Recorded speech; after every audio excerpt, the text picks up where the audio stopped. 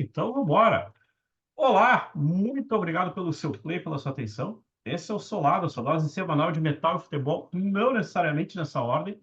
E a gente gosta de brincar que agora, como é que é? A parte sonora da newsletter que você assina em solada.com.br. Eu sou André Paz e estou na companhia de Thiago Zuma. Fala galera, Thiago Zuma aqui, campeão da Copinha. E agora, como acabou a Copinha, as férias também acabaram. Então agora a gente volta para a depressão atual de ter que trabalhar e ter que acompanhar o time profissional. A gente brinca que agora, como é que é? Esse é o episódio de duas partes, aquele episódio que a primeira parte é agora, a segunda parte é no final do ano, que nós vamos voltar para esse episódio. Aquela coisa de previsões do ano. O que será desse ano? Isso, bora chutar a bola de cristal e quebrar tudo, assim. Vai quebrar, vai dar ruim.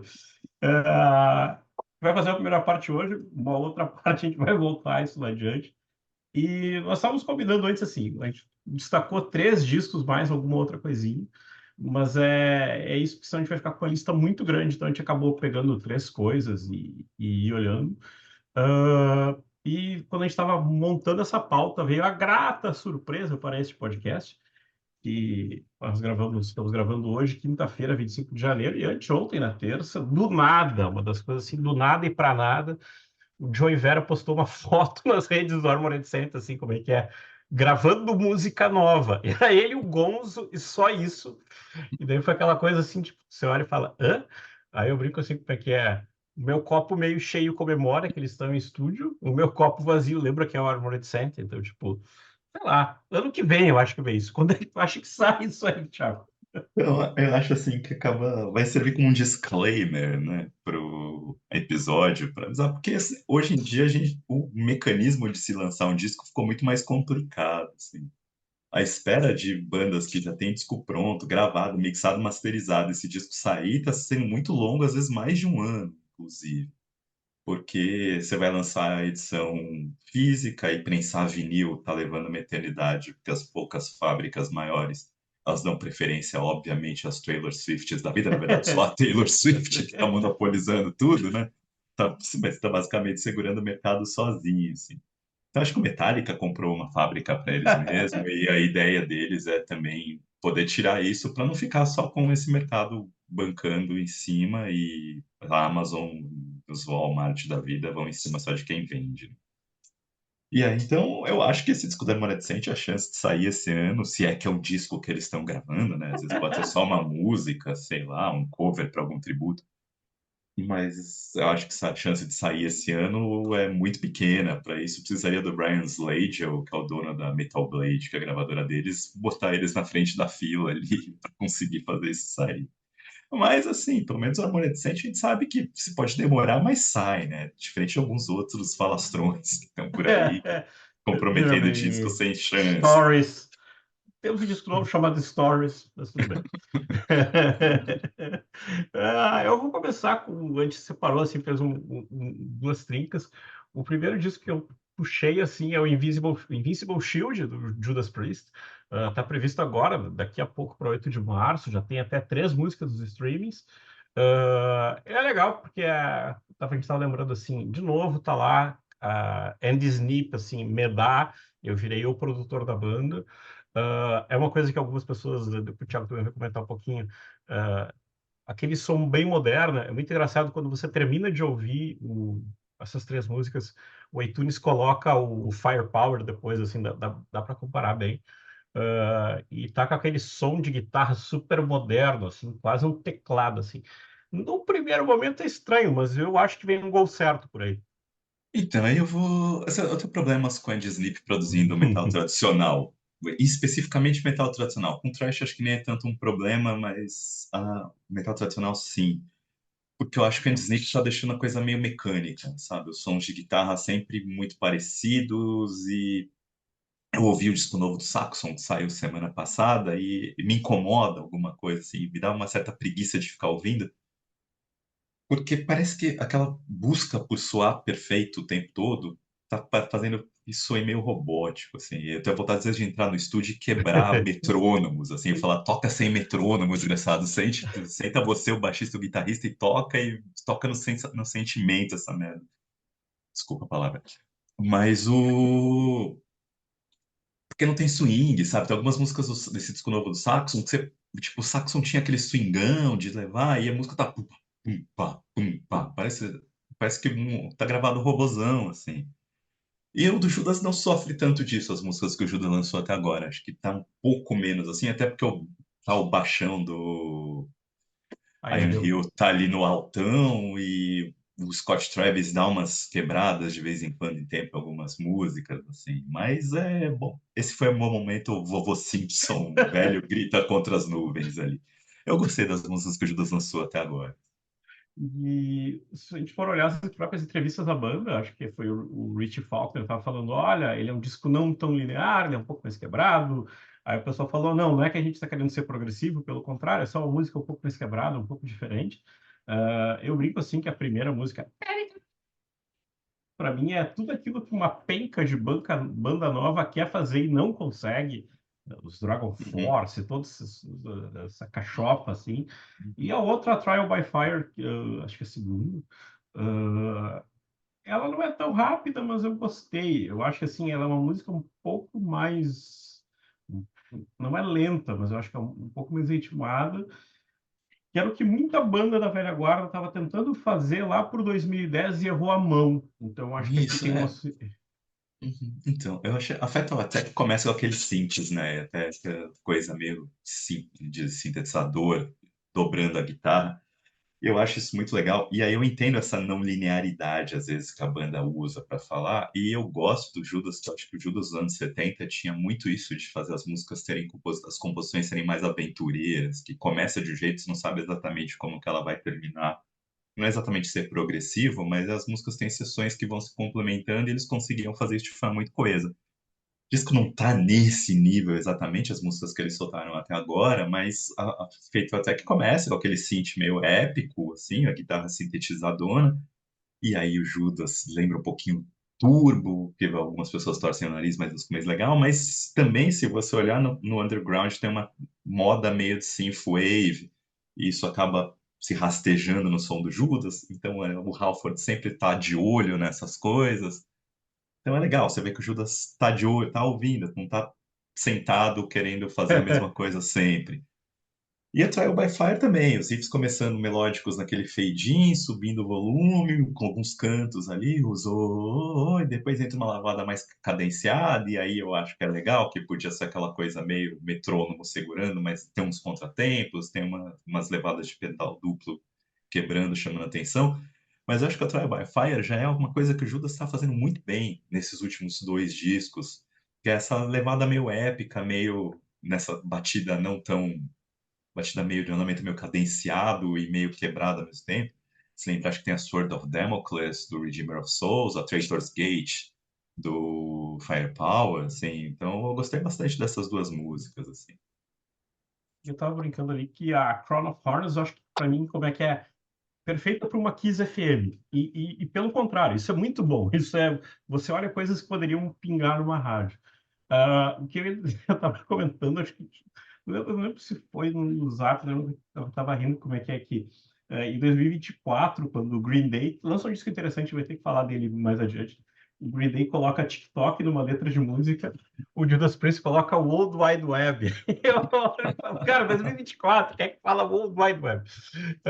Então, assim, eu acho que mesmo com essa crítica a essa robotização do Ed Snip, eu acho que ele e o Rich Faulkner entenderam a banda, entendem toda essa questão do Glenn Tipton, que acho que a gente sempre torce para o melhor, é uma doença que é complicada, que mexe com movimentos, mas que acho que entendem bem.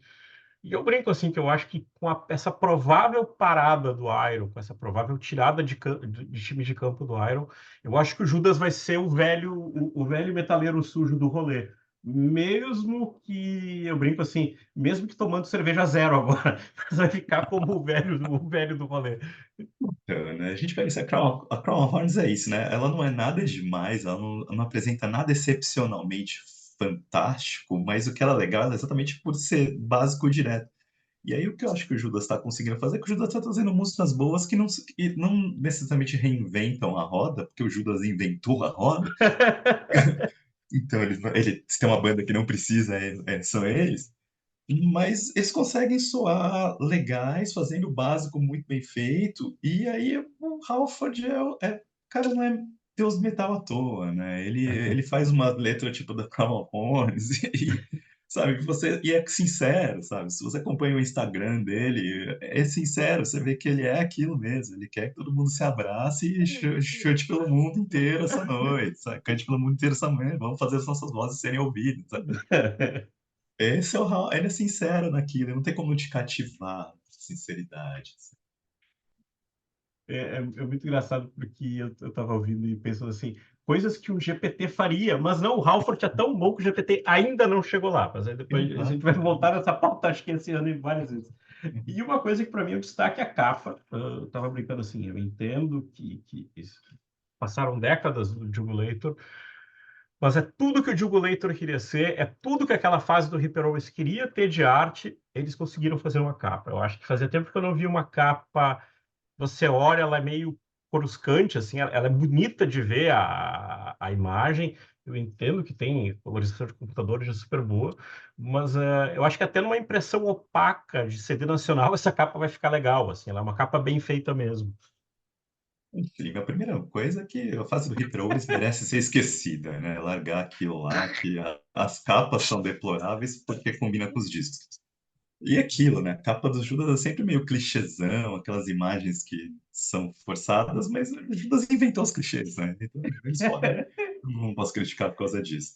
Agora, essa capa me deu uma impressão muito inteligência artificial demais, do jeito que a capa foi feita, mas eu achei legal, é parte da época, e o Judas é sempre parte da época. Eu acho que é uma dos grandes elogios que a gente pode fazer para o Judas Priest, que é o Judas Priest, ele consegue entender o momento e se colocar nesse momento. Então eu achei legal. E aí, isso foi uma capa de inteligência artificial gerada a partir do nome do disco, então combina com o nome do disco. E aí sai daquele escurão, a capa vermelha e azul, É cores isso. vibrantes, e chama a atenção para aquilo, né? Aí eu fico imaginando como que eles vão fazer com as camisetas. Eles vão lançar as capas vermelhonas, a camiseta vermelha vai ficar parecendo um abadá, com aquele monte Com de coisa tie-dye. estourada, assim, né? Vamos lá.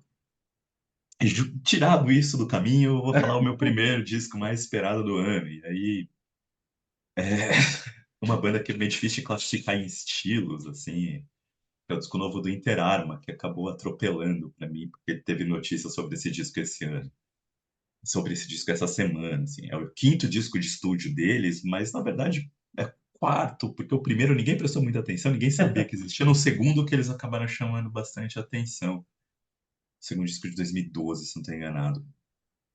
E assim, para quem nunca tinha ouvido falar da Bamba, ela tocou no Setembro Negro de 2022, que é uma daquelas atrações que só o Setembro Negro para conseguir descolar para tocar. E quem foi ver sem saber acabou saindo desnorteado do show, porque foi uma avalanche o show dos caras. Assim, parecia um caminhão atravessando todo mundo, assim, o baterista deles, o TJ, ele é um monstro tocando, e o show foi muito pesado e muito doido musicalmente. Então, um show de death metal foi muito mais extremo musicalmente do que todo mundo estava esperando. Não extremo no sentido de maldade, mas extremo no sentido de que era experimental demais para que a galera estava fazendo lá. Eu até conversei com eles que eu achei que o show foi meio monodimensional, porque eles foram um show punishing, quando eles falam em inglês, sabe? Tinha um show que te atordoava de tanta pancadaria, e eles não são só isso.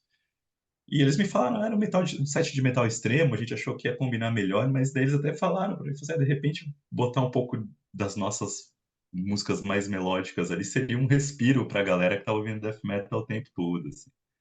E aí é isso que eu chego no ponto do som ser inclassificável deles, porque eles têm aquelas batidas tribais meio neuroses, assim, mas muito mais pesado do que o Neurosis, muito maior, parece quase uma avalanche, quase uma escola de samba, o jeito que o batera toca, assim, de tão pesado, mas ao mesmo tempo, e aquilo feito nos tempos doentes de prog 11/7, sei lá o que que é aquilo pra você contar, e do nada, de repente, surge um solo lindo que o David Gilmour assinaria, assim, com uma parte bonita, cantada, introspectiva, e vira e a música tá bonita e de repente do nada entra uma parte completamente abrasiva daqueles black metals mais desgracentos, assim, e depois vira um death metal de pancadaria, assim, então é muito difícil você entender e eles conseguem fazer isso de uma forma coesa, sempre conseguiram, e acho que esse é o grande mérito deles, assim. E aí, para quem quiser ter uma ideia mais ou menos do que é, eles lançaram em 2020 um disco de covers que chama Garber's Days Revisited. E esse disco de covers vai de Cro-Mags e Ministry até Tom Petty, Neil Young, passa por Prince e Husker Du. E quem ouve a banda sabe que isso tudo tá dentro do som deles, assim, junto com o metal extremo. E eles, algumas músicas, eles são bem fiéis aos originais, outras músicas, tipo a do Neil Young, a Southern Man do Neil Young, eles adaptam pro estilo deles, assim. Então é bom para quem quiser conhecer, ter uma ideia do que é como um primeiro passo. E aí eu falo que eles passaram em frente porque essa semana eles anunciaram uma participação no Roadburn, festival que eu falei no episódio 2 que acontece na Holanda. E eles vão tocar esse disco novo, que vai se chamar New Heaven inteiro. Só que eles Opa. ainda não soltaram nome, não soltaram data de lançamento, não soltaram capa, não soltaram nenhuma música, então é capaz de eles chegarem no Roadburn e tocarem esse disco sem nem ter saído ainda. E dá E certo. aquilo. E exatamente, tá certo, no Roadburn o público tá aberto a esse tipo de experiência. E não dá para entender, porque eles não deram entrevistas de como isso vai soar, então você não sabe se esse disco vai ser alguma continuidade nessa sonoridade, apesar dos 3 discos que eles lançaram a partir do segundo serem bem diversos entre eles, não são a mesma coisa, cada um tem uma linha um pouco diferente. Então você não sabe se vai ser uma retomada de alguma coisa, para onde vai. Eu acho que é isso. Pois, para mim, disco que eu tô esperando, porque eu não sei o que vai aparecer na minha frente. Incógnita. Assim que é legal. Então vamos mover o pêndulo para o outro lado, vamos para o lado previsível. 1º de março, a gente tem o glorioso Projeto do Mandrake, como nós chamamos no Brasil, The Mandrake Project, do Bruce Dickinson. A gente não vai deixar de chamar de Projeto do Mandrake, tá? O Solado batizou desse jeito e vai morrer dessa história. Ah, Eu nem sei aqui qual que é o nome do disco, assim, eu tanto é o penso de... Projeto É o Mandrake. Projeto Mandrake mesmo, tá? Projeto Mandrake, Porque exatamente. ficou tão Projeto Mandrake de apelido que eu já marquei como Ficou, Projeto Mandrake. nossa, dá para Mas imprimir a eu... fonte e colar em cima. E aí, como é que é? As entrevistas do Bruce Dickinson. É o meu projeto mais ousado. Isso parece que é quase como o Luizão chegando no time de futebol, beijando o escudo e falando: Meu sonho você foi jogar aqui. Não é o Roger Porque. Guedes falando que o sonho é ir jogar no Catar. Exato. Porque é um combo de disco com história em quadrinhos, depois vai tocar nisso. Para mim, começou muito bem com a primeira música, e a segunda música eu falei: Ih, rapaz, não é bem assim. E Então. eu achei o oposto, a gente vai brigar aqui agora. Eu achei que a primeira ali, a Afterglow of Ragnarok, para mim fez. Eu achei melhor que todos os Senjutsu do Iron Maiden, assim. Eu falei assim, olha, Não é difícil, né? também não é difícil. Apesar do Comunidade Ninjitsu ser um disco um disco duplo, como é que é? A gente só vai lembrar da arte, que é uma volta, uma arte bacana do Iron. Mas para mim, assim, acho que ali o refrão me pegou. Eu falei, tá, é um disco que eu vou voltar para ouvir, que provavelmente fica um disco do ano, assim. Sim, eu fiquei um pouco decepcionado com essa primeira música, assim, depois de tanto tempo, achei ela meio banalzona, meio composta por inteligência artificial, né, usando o termo de novo. Essas coisas, muito lugar comum, nada além do ordinário, batera retona, riff meio bobo, uma tentativa de fazer um refrão que cresce, mas, assim, não achei ruim, mas não me fez ter vontade de ouvir de novo. Eu estava brincando assim, como é que é o retorno da dupla dinâmica Bruce Dickinson e Roy Z. Esse retorno, acho que ele foi no ano passado, ano retrasado, que ele tinha sido anunciado, já estava lá andando. A O diferença boato estava sempre rolando, né, de é, que ia sair já uns 3 anos, tá sempre falando do disco novo solo do Bruce que o Roy Z, né? e todo mundo esperando mais isso que o disco do Iron. Isso. Mas essa é uma conversa que poucos estão preparados. E aí o que ficou legal é que eu preciso até dar cola para não errar, a Tanya O'Callaghan, que ela é a baixista Whitesnake, e quem viu o Bruce tocando com a orquestra era a baixista que estava nessa tour, então ela ficou. O baterista é o Dave Moreno, do Puddle of Mudd, que tocou até no Tribe of Gypsies, já estava lá tocando no Tyranny of Souls, então assim, ele já é da casa, e tem mais um tecladista, que tem um, não me lembro o nome, Não sei o que, Mysteria, Mistil, não sei o quê. o cara que tem o Vivaldi Project, coisa assim, foi ver quem que era Exatamente. ali. Exato. Eu olhei o nome e falei, parece total cara de esconder o nome. Mas para mim, diferente, essa Reign of the Graves, para mim, é aquele Iron Maiden Gypsy Kings, assim. Jobi, Uhum. Jobal, na Brave New World, que só repete a mesma. Jobi, Jobá, cada dia que te quero mais. A Brave New World, a Brave New World. E fica nessa mesma coisa. E para mim foi totalmente dispensável, assim. Não, o que eu gostei dessa segunda música foi esse esquema dos versos em música tradicional irlandesa, o Bruce emulando seu falecido Shane MacGowan anterior, assim. O solo do Roy também eu achei bem legal, assim. Mas eu concordo, o refrão é meio preguiçoso, é meio repetitivo. Mas assim, o que eu gostei foi que surpreendeu, sabe? Ah, tá aí o Bruce fazendo uma coisa meio diferente, essa música, coisa de música tradicional irlandesa, meio celta, sem ser aquele coisa do Iron Maiden, chato pra cacete. Então, eu achei que ficou legal, assim, achei que a música mostrou pra mim que, opa, o Bruce não vai ficar no padrãozão, não vai ser uma coisa meio ChatGPT botou na inteligência artificial para escrever essas músicas. Então, eu gostei disso, me surpreendeu. Então, abriu, opa, legal, vou prestar mais atenção nesse disco. Se fosse no nível da primeira, eu ia já estar desencanando. Divergência, vamos falar. A minha única ressalva que eu não gostei, o que eu achei o som claro no disco do Judas, por exemplo, eu achei que aqui a mixagem abafou um pouco os instrumentos, no próprio na Reign of the Graves.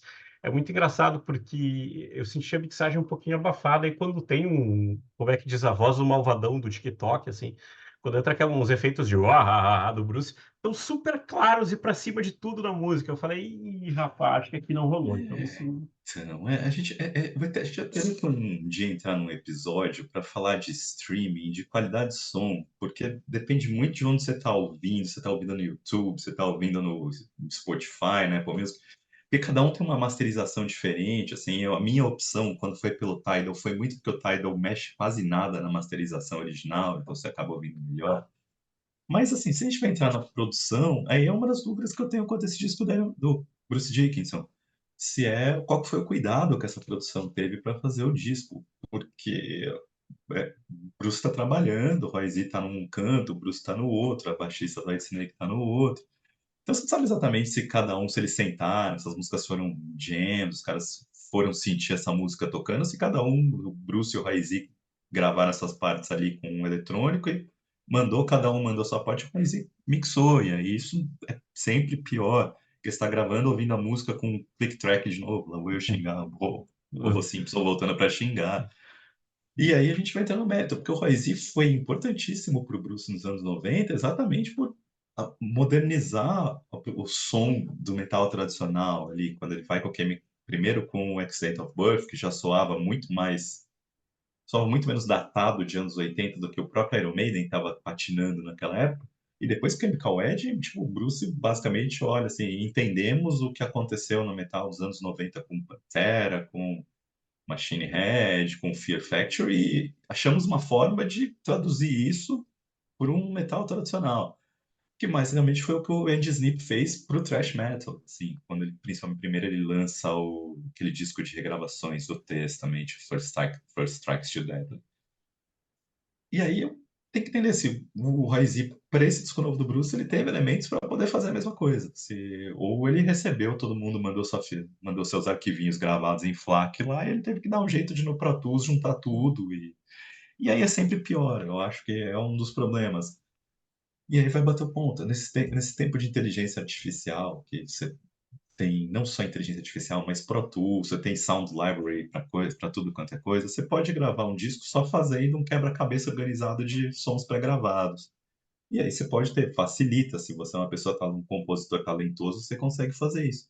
Mas fazer isso soar legal para metal, para mim, você tem que parecer que é um ser humano tocando, tem que soar orgânico, tem que soar aquele som de bateria, bom, o cara dando pancada na bateria. E às vezes o tempo erra um pouquinho, às vezes o tempo dá uma mexida no tempo, porque você sente a pressão da guitarra. Então acho que tem muito disso quando você faz. E eu estou muito em busca disso recentemente. Fico procurando isso. E o Ed Snip no metal tradicional não consegue fazer isso. Isso me incomoda. Por mais que no Judas soe menos, ainda me incomoda. No Accept, o Accept, como tem uma levada um pouco power metal de vez em quando, não é tão problemático, mas no Saxon arruinou para mim disso. essa coisa como é que é essa leve imperfeição da coisa.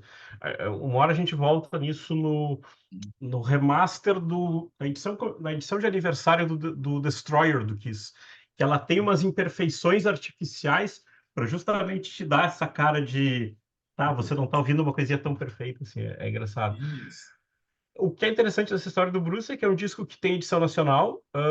A Zeppelin aqui em Porto Alegre, onde eu pego as coisas, abriu já pré-venda, então ele deve chegar começo de janeiro. A, a data foi colocada ali começo de janeiro, uns R$ 70, alguma coisa assim.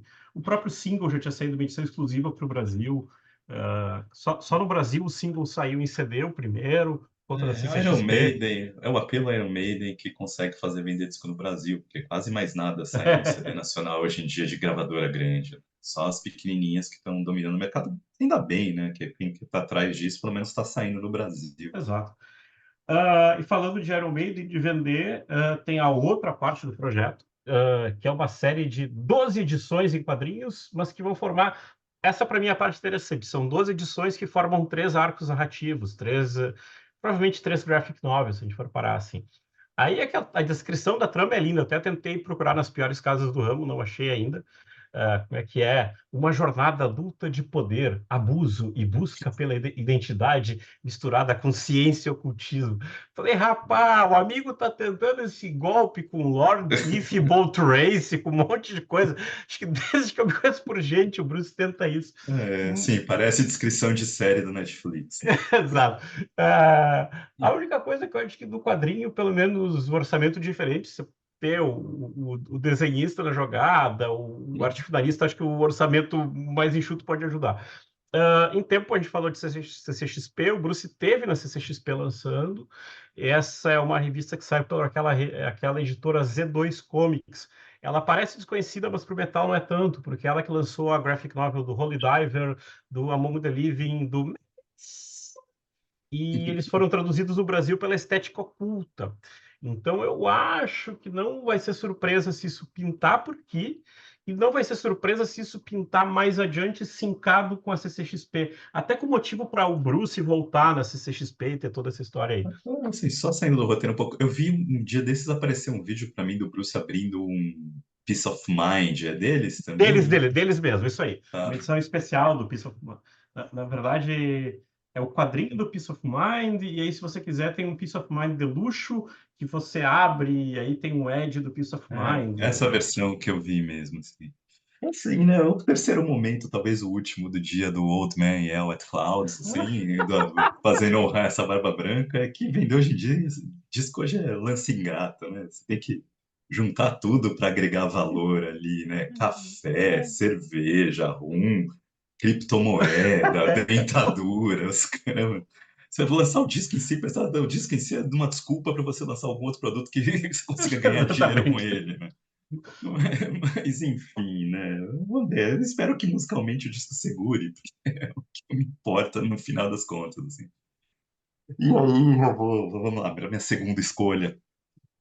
Minha segunda escolha também é a outra das minhas bandas favoritas que surgiram na década passada, que é o Inter Arma e o Paul Bearer, que é essa banda, foram as minhas favoritas que surgiram nos anos 2010, assim.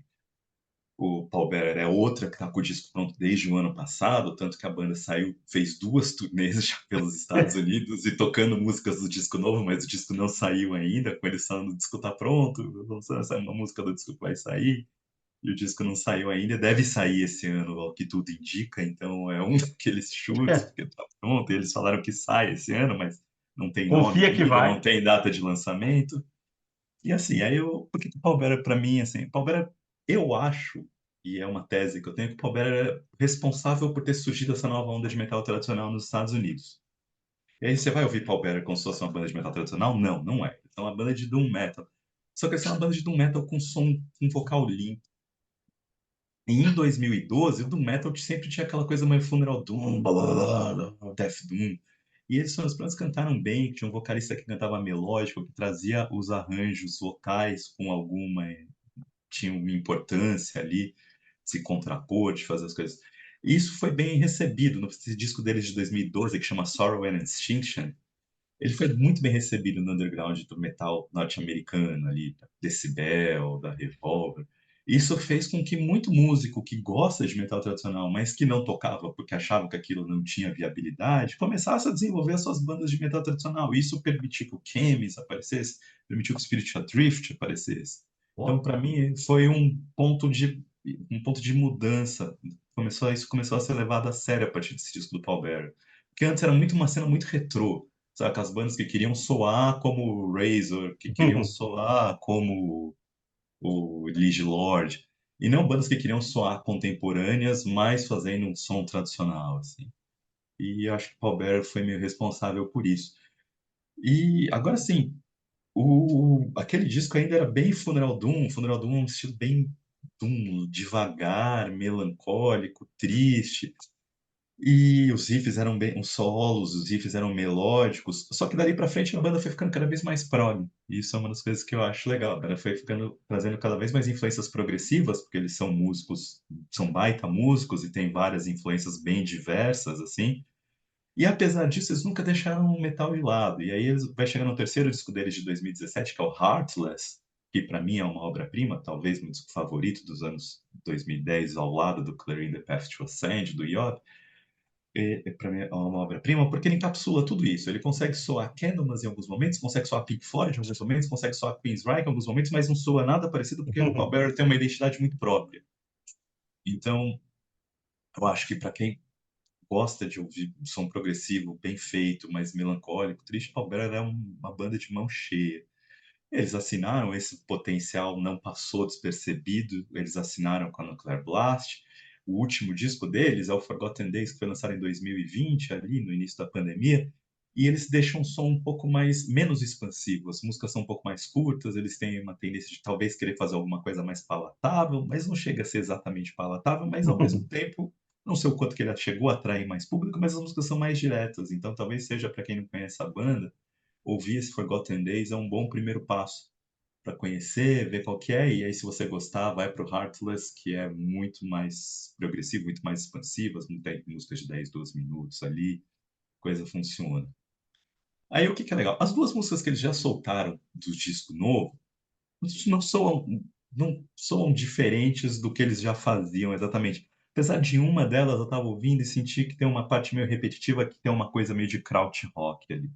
Agora, o que eu sei é que eles estavam dizendo que das influências desse disco, e o baixista deles, o Joe Campbell, ele é alucinado por Tangerine Dream, esses progressivos mais eletrônicos.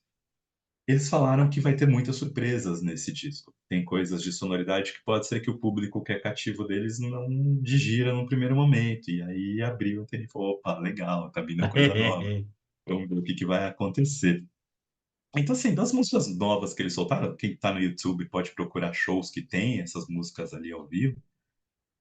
São legais, são boas músicas. Eu gostei das duas músicas, assim, achei alto nível. Achei até que eles retomam um pouco Heartless e não são tão diretas quanto as músicas do último do Forgotten Days. Mas vamos ver, eu tô esperando a expectativa de se vai ter alguma coisa diferente ou não nesses discos, assim.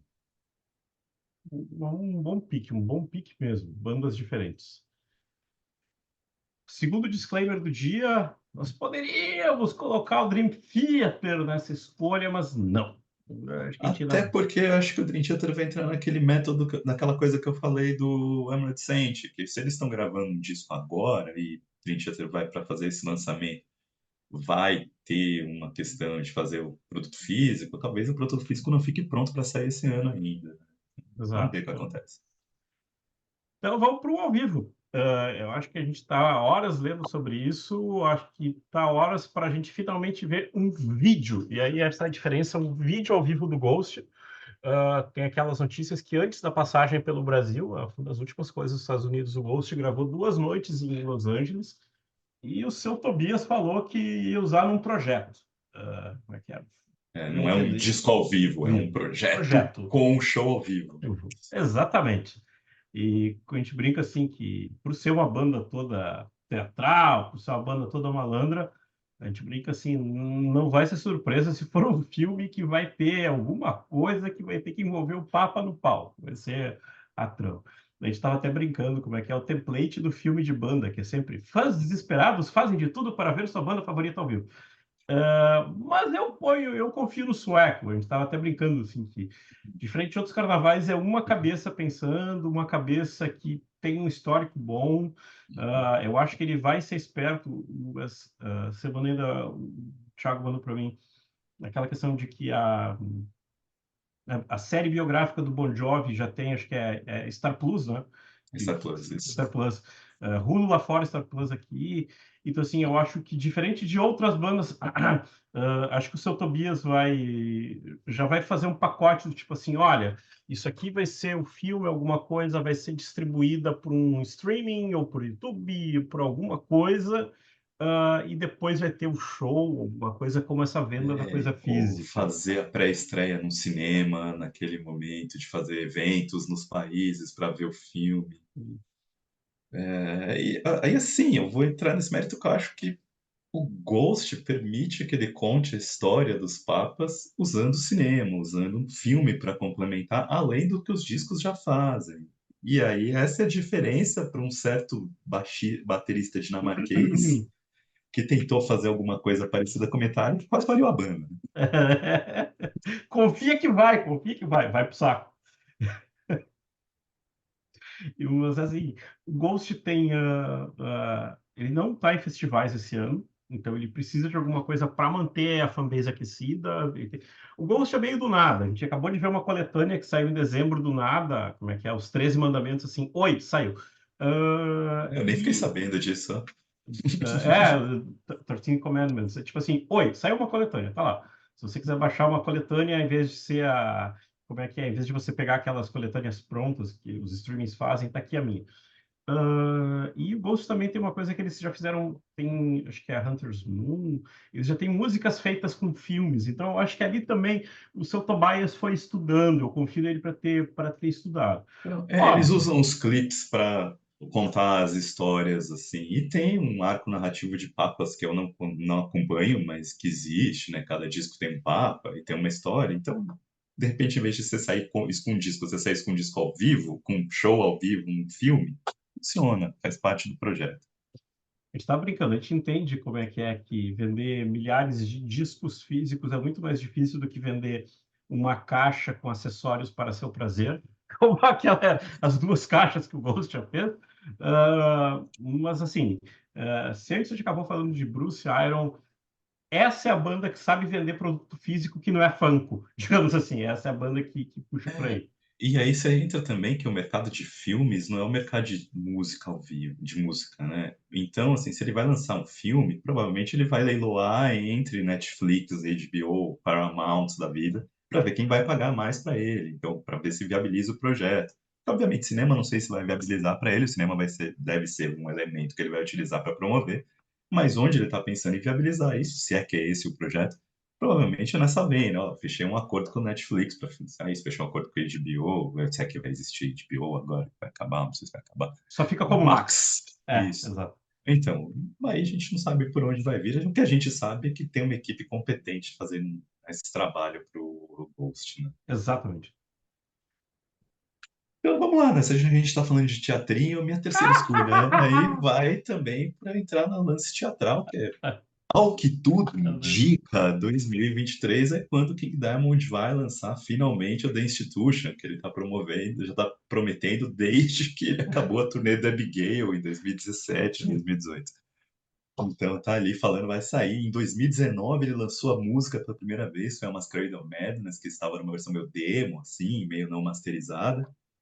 E aí pandemia veio, bloqueou tudo, e aí quando terminou a pandemia, a notícia de que o Merciful Fate vai tocar, e aí o Merciful Fate vem e toca uma música nova na turnê, e ele fala que tá gravando um disco novo com o Merciful Fate, e aí quando ninguém sabia o que ia acontecer, no final de 2023 ele vai lá e lança um clipe bem produzidinho para Masquerade of Madness, um pouquinho mais bem masterizado dessa vez, e dando a entender que o disco tá pronto para ser lançado.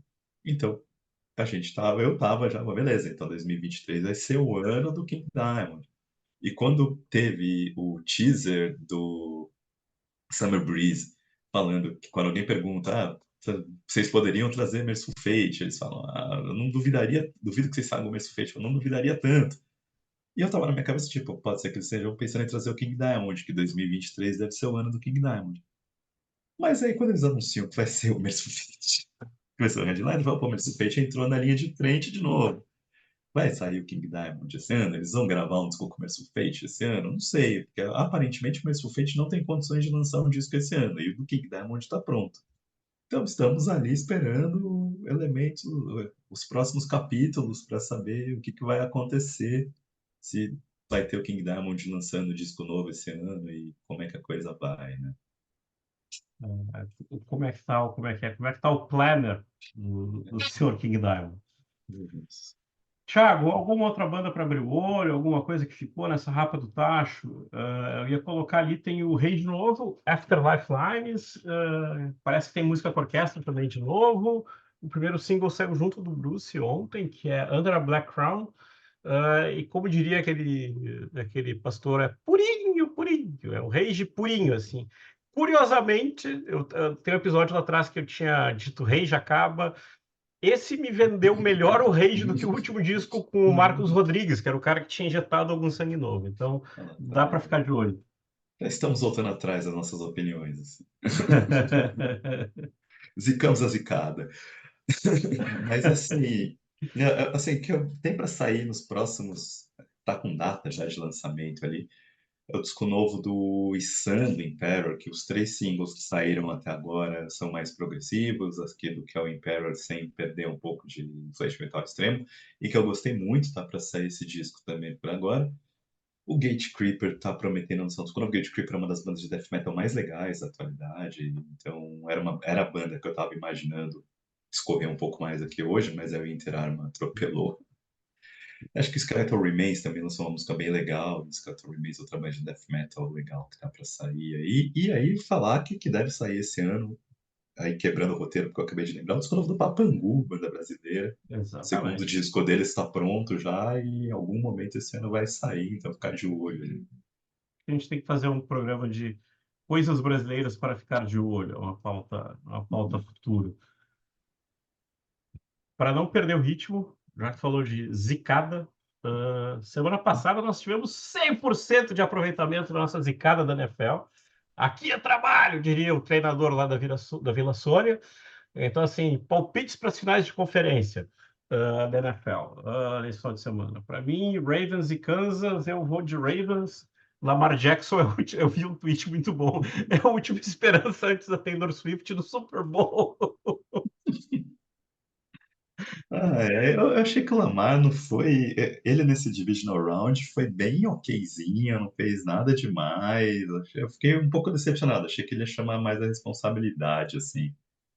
Mas, assim, foi tão decepcionante quanto o nosso querido Buffalo Bills ali, estragando a noite de todo mundo que queria ver o Mahomes, o que o Mahomes ia fazer em 1 minuto e meio, né? O cara errou o field goal, acabou com o jogo ali. Para, eu não vou deixar o Mahomes se consagrar, eu me desgraço primeiro. Então, assim, eu acho que o nosso querido Lamar Jackson vai ter que mostrar mais para levar essa chance do Ravens ir para o Super Bowl. E, sinceramente, eu não sei se ele vai mostrar, não. Então, eu tô achando que o Mahomes vai acabar levando isso, assim. Tem um tweet, quebrando o roteiro, tem um tweet muito bom na hora que o kicker do Buffalo vai dar o chute. Que é o torcedor do Kansas. O cara vem com um ventiladorzão e coloca do lado da TV. E aí dá certo. A galera. É muito bom. É muito bom mesmo. Do outro lado, São Francisco versus Lions, eu vou de Lions por aquele motivo óbvio. Axel Foley. Não tem o que dizer. Sou foda, ele tirou da pesada 4, né? Estão falando aí. Isso não sai agora, sai agora. Tirando a pesada 4. Isso. Então, né, o Lions é o único time possível nessa reta final da NFL. Então, estamos torcendo pelo Lions ali também. Eu digo que é uma peça publicitária de lançamento do Tiro da Pesada 4. Eu acho que é a Amazon, se não me engano, não lembro. Tinha visto. Tem o trailer, tá no YouTube. Então tá, a gente achou que ia ser curto de novo, foi longo, mas assim que é massa. Muito, muito, muito obrigado pelo seu play, muito obrigado pela sua atenção. Lembrando agora, cadastre seu e-mail solada.com.br, cai lá no Substack, tá certinho. como eu brinco, como é que é, mais notícias do que versões nacionais dos discos do Black Sabbath. Valeu, pessoal. Até a próxima semana.